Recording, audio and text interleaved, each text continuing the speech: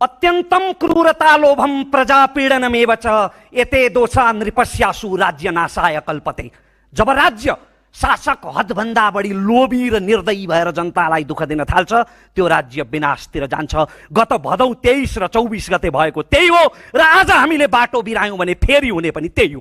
म प्रथम पटक संसदमा बोल्दै गर्दा तमाम आन्दोलनहरू लोकतन्त्र प्राप्तिका लागि भएका, जसले म जस्ता र मेरो पुस्तालाई आज यहाँ उभिने स्थितिमा पुर्याए, जेनजी आन्दोलनदेखि सम्पूर्ण जनआन्दोलनसम्मलाई बराबर सम्मानका साथ स्मरण गर्न चाहन्छु र फेरि पनि भन्छु, शहीद प्रतिको मेरो श्रद्धाञ्जली तबसम्म ओठे औपचारिकता मात्र हुन्छ जबसम्म मेरो सरकारले जेनजी नरसंहारका अभियुक्तहरूलाई न्यायको कठघरामा उभ्याउँदैन। अब नियमापत्ति आउने त निश्चित छ, अस्ति पनि आयो। त्यसकारण अग्रज माननीयको इगो मसाजका लागि म मेरो राजनीतिक आदर्श जननेता कमरेड मदन भण्डारीको एउटा स्टेटमेन्ट कोड गर्न चाहन्छु। आफ्नो बहुचर्चित भाषण जुन सर्वत्र उपलब्ध छ त्यहाँ जननेता मदन भण्डारी भन्नुहुन्छ, त्यो मरिचमानले मारेको होइन त्यत्र मान्छे, उसको आँट पुग्दैन थियो, त्यो त महाराज धिराजको कृपा हो। यो मेरो शब्द होइन, जननेता मदन भण्डारीको शब्द हो कि नेकपा एमालेका कुनै माननीयलाई मदन भण्डारीको यो मन्तव्यमाथि शङ्का छ अनि त्यति बेला जनआन्दोलनको नरसंहारको जिम्मेवारी तत्कालीन शासक हुन्छ अनि जेनजी आन्दोलनको नरसंहारको जिम्मेवारी चाहिँ सिडिओले लिन्छ। ए तिम्रो रगत रगत मेरो रगत पानी, यो कस्तो बेइमानी। यो विषयमा म यसभन्दा धेरै जान चाहन्न। सामाजिक उन्नयन, सुशासनको लाभांश, सन्निकटता र एकीकृत पूर्वाधार, मध्यम वर्गको विस्तार चाहिँ लगानी, एक्सप्रेस, सामाजिक बजार, अर्थतन्त्र, वार्षिक नीति तथा कार्यक्रम र यो बजेटको सिद्धान्त र प्राथमिकताका विषयहरूमा त म प्रवेश गर्नै परेन। सम्माननीय सभामुख महोदय, म अर्थमन्त्रीज्यूलाई हार्दिक बधाई दिन चाहन्छु। मलाई गर्व छ मेरो अर्थमन्त्रीले बजेटको सिद्धान्त र प्राथमिकता यति उत्कृष्ट प्रस्तुत गर्नुभयो कि धुर दक्षिणपन्थी माओवादीलाई पनि मन चाहिँ धुर वामपन्थी माओवादीलाई पनि मन पर्यो, धुर दक्षिणपन्थी राप्रपालाई पनि प्रिय लाग्यो, अझ अचम्म त एमालेलाई पनि आकर्षक र कर्णप्रिय लागेको छ। हिजोसम्म तिम्रो विचारै छैन भन्नुहुन्थ्यो अग्रजहरू, आज कार्यान्वयन कसरी गर्छौ भन्दै हुनुहुन्छ।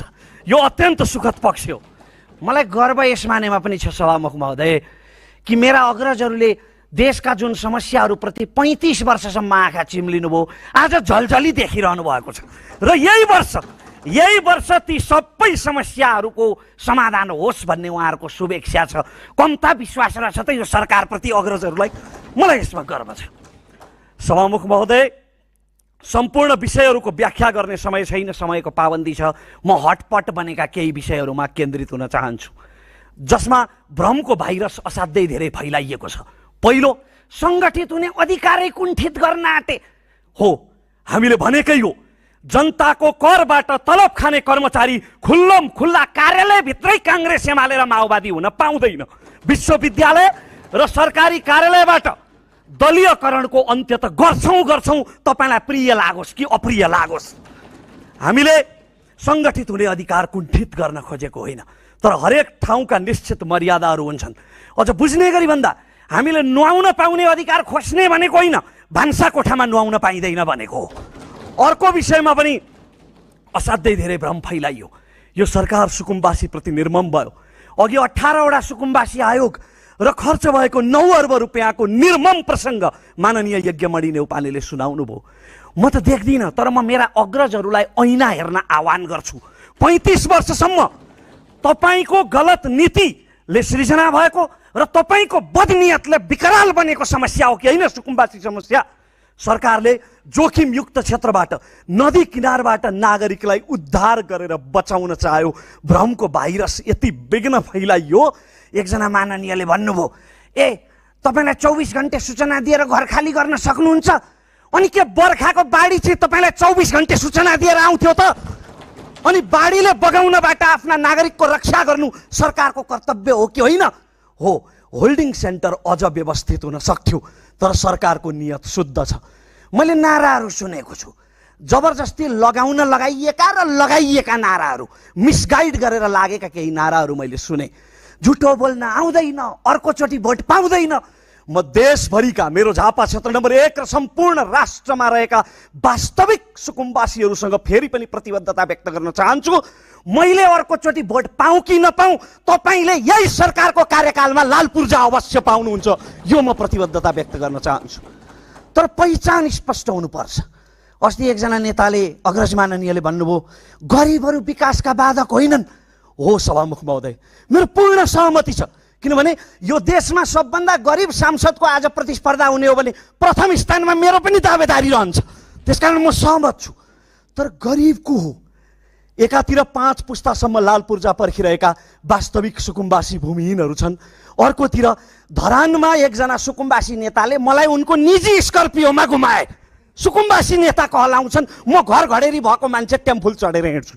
सभाध्यक्ष महोदय, त्यसकारण सर्वप्रथम पहिचान गरौँ वास्तविक भूमिहीन सुकुम्बासी को हो। त्यसपछि सुकुम्बासी समस्याको साँच्चीकै समाधानका लागि साझा सङ्कल्प गरौँ। जसरी संविधान निर्माणमा तपाईँहरूको साझा सहमति बन्यो र यस्तो उत्कृष्ट संविधान निर्माण भयो, यद्यपि यसमा संशोधन गर्नुपर्ने धेरै विषयहरू छन्, तिनमा म जान चाहन्न, आज समयको पाबन्दी छ। सुकुम्बासी समस्याको सही समाधानको मार्गचित्र सबै मिलेर खोजौँ। पहिला वास्तविक सुकुम्बासीहरूको पहिचान गरौँ। नदी र जोखिमयुक्त क्षेत्रमा बसेका भूमिहीनहरूलाई राज्यले व्यवस्थापन गरोस्, सार्वजनिक जग्गाहरू खोजेर अथवा खरिद गरेर।